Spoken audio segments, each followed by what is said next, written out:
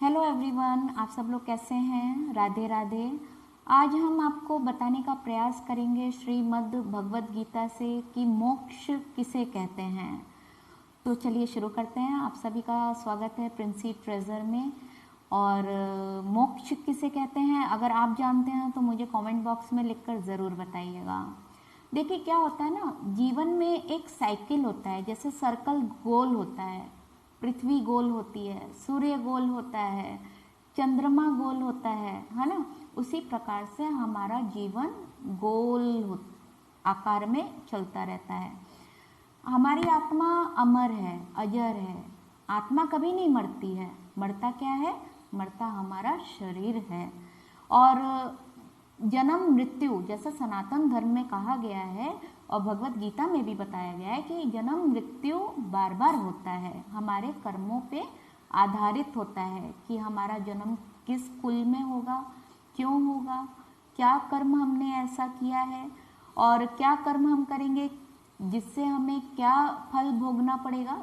कर्मों का बहुत ही बड़ा योगदान होता है जीवन में। इसलिए बड़े बुजुर्ग और सभी ज्ञानी महासंत पुरुष और किताबें, पुस्तकें, आध्यात्मिक पुस्तकें सभी कहते हैं कि कर्मों का बहुत ही हमें जीवन में ख्याल रखना चाहिए। सोच समझ के कर्म करने चाहिए ताकि हमें मोक्ष आसानी से मिल सके।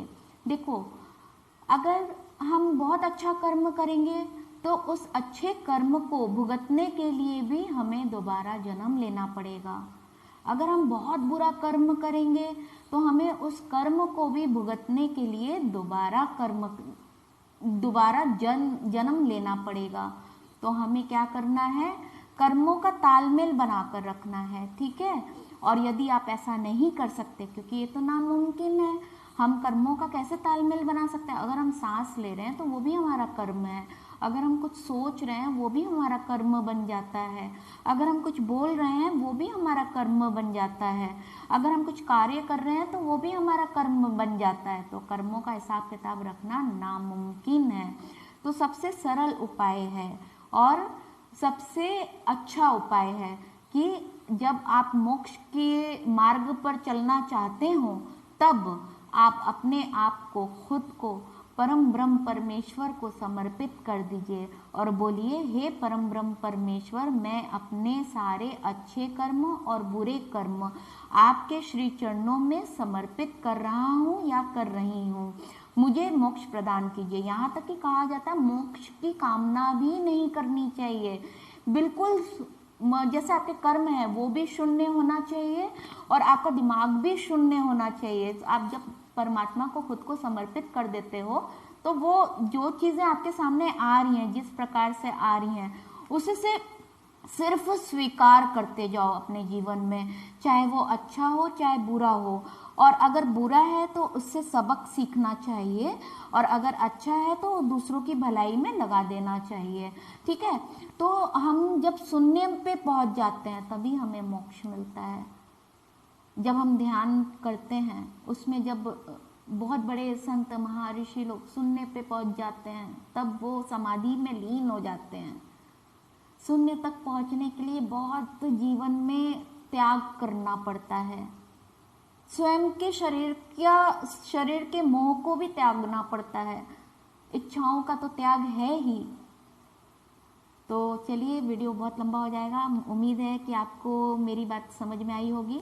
अगर यहाँ तक कि भगवत गीता में ये भी बोला गया है कि सोच में भी किसी को बुरा ना बोलो, किसी को कष्ट ना दो, जुबान से भी कभी किसी को कष्ट ना दो, व्यवहार में भी कभी किसी को कष्ट ना दो, सह जाओ और परमात्मा के श्री चरणों में सब समर्पित कर दो। कर्म करते चलो, फल की चिंता ना करो, यही जीवन है। और अगर आपको ये बातें अच्छी लगी है और आपको प्रेरित कर रही हैं तो प्लीज़ लाइक, सब्सक्राइब। कुछ और भी जानना चाहते हैं तो मैं इसका पार्ट 2 भी बनाऊंगी। थैंक यू सो मच इतना अच्छा सुनने के लिए। Bye bye, god bless you all. Radhe Radhe.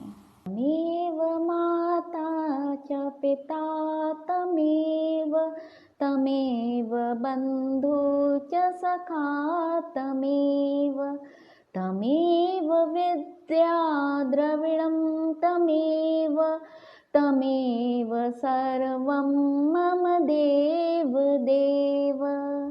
Radhe Radhe, bye bye.